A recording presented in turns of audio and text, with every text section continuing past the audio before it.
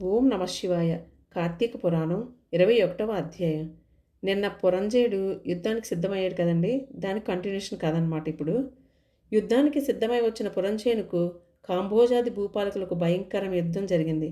ఆ యుద్ధంలో రధికుడు రధికునితోనూ, అశ్వసైనికుడు అశ్వసైనికునితోనూ, గజ సైనికుడు గజ సైనికునితోనూ, పదాతులు పదాతి సైనికులతోనూ, మల్లులు మల్లయుద్ధ నిపుణులతోనూ, ఖడ్గ గద బాణ పరశువు మొదలగు ఆయుధాలు ధరించి ఒండురులకు ఢీకొనుచు, హూంకరించుచు, సింహనాదములు చేసుకొనుచు, సూరత్వ వీరత్వములు చూపుకొనుచు, బేరీ తుందుబులు వాయించుకొనుచు, శంఖములను పూరించుకొనుచు, ఉభయ సైన్యములను విజయకాంక్షులై పోరాడిరి.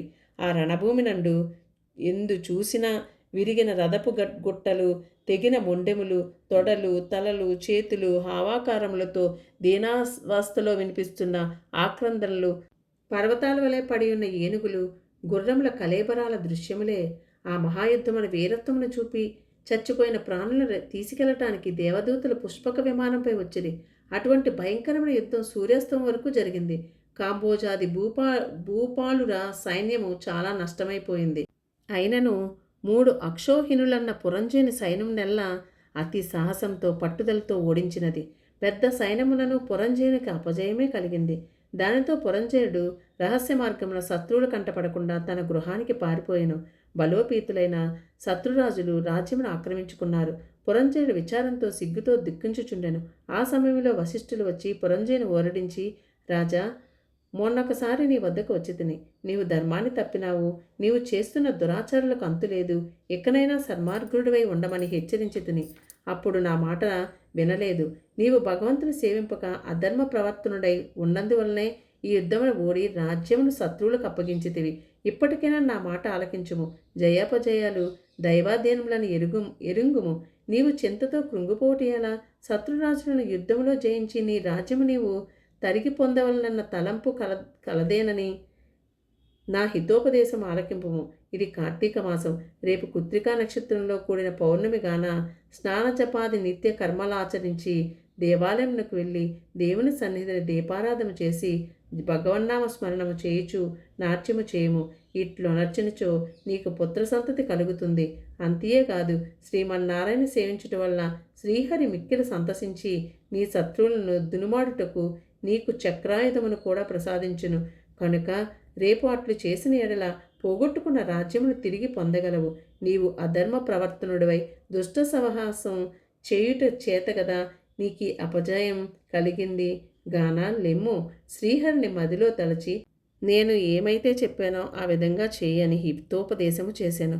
అప్పుడు పురంజయుడు ఏం చేస్తాడో వచ్చే అధ్యాయంలో తెలుసుకుందామండి. కార్తీక పురాణం చదివినా వినినా కూడా ఎంతో మంచిది. అది మీ అందరికీ తెలిసిన విషయమే. నేను ఎందుకు కార్తీక పురాణం చదువుతున్నానంటే చదవలేని వాళ్ళు చాలామంది ఉంటారు కదా. వాళ్ళు నా యూట్యూబ్ వీడియో ఒకవేళ చూస్తే వినినా సరే చాలా మంచిది కదా కార్తీక మాసంలో అనే చేస్తున్నానండి. అయితే ఇప్పుడు మీకు వీడియో పెట్టాను చూసారా, శివలింగాలు చేస్తున్నారనమాట. వీళ్ళందరూ కూడా 1,000,000 శివలింగాలు చేద్దామని చెప్పి ఒక తలంపు, ఒక గొప్ప కార్యము పెట్టుకున్నారండి అందరూ కూడా. ఆ కార్యంలో మనం కూడా భాగస్వాములు అవుదాం. నేను కూడా తీసుకున్నానండి, చేయిద్దామని మా ఎన్ఏడికి తీసుకొచ్చానమాట. ఒకవేళ ఈ వీడియో ఎవరైనా చూసేటట్టయితే మీకు కూడా ఇలా శివలింగాలు చేయాలని సంకల్పంగానే ఉండేలా ఉంటే, ఇంట్రెస్ట్ ఉండేలా ఉంటే నాకు కానీ చెప్తే నేను కూడా మీకు అవి పంపిస్తానండి. నా దగ్గర ఆల్రెడీ ఉన్నాయి. అవి వాళ్ళు ఇవన్నీ పంపిస్తారనమాట. మట్టి పంపిస్తారు, నెక్స్ట్ అచ్చులు పంపిస్తారు. శివలింగం తాలూకు అచ్చులు ఉంటాయి చూసారా, అవి పంపిస్తారు. అలాగే మనం ఆ శివలింగాలు ఆరిన తర్వాత అవి అందులో పెట్టాలన్నమాట. అవన్నీ కూడా పంపిస్తారు. వాళ్ళు వీడియోస్ కూడా ఇచ్చారు. ఇదిగోండి, ఈ వీడియో చూస్తే మీకు ఎలా చేయాలో కూడా ఐడియా వస్తుంది. ఇలా చేసి మనం కూడా ఇంత మంచి కార్యక్రమంలో మనం కూడా పాలు పంచుకోవడానికి ట్రై చేద్దామండి. చాలా బాగుంటుంది కదా. ఇదిగోండి, ఇలా వాళ్ళు చేసినవన్నీ ఇలా ప్లేట్లో పెడతారనమాట. అవి ఆరిన తర్వాత వాళ్ళు ఎగ్ ట్రేస్ ఉంటాయి చూసారా, ట్రేస్, ఆ ట్రేలో మనం ఆరిపోయిన తర్వాత శివలింగాలు పెట్టడమే. వాళ్ళే వచ్చి రిసీవ్ చేసుకొని వాళ్ళు తీసుకెళ్ళిపోతారండి. ఇందులో మనం కూడా భాగస్వాములు అవుదాము.